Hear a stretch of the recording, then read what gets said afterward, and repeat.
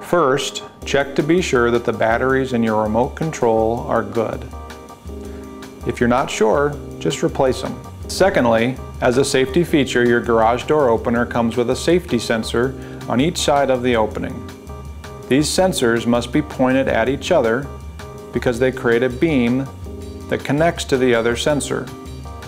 If this beam is broken because the sensor was moved or kicked, the door will not function and the lights on the sensors will generally be flashing or off. If it appears that they are not lining up, try to realign them until the light on the sensors is steadily on, indicating a good connection. We hope this video has been helpful in resolving your maintenance needs. If for any reason you need additional assistance, never hesitate to call. We're always there to help. Simply Homes, a home for your needs now.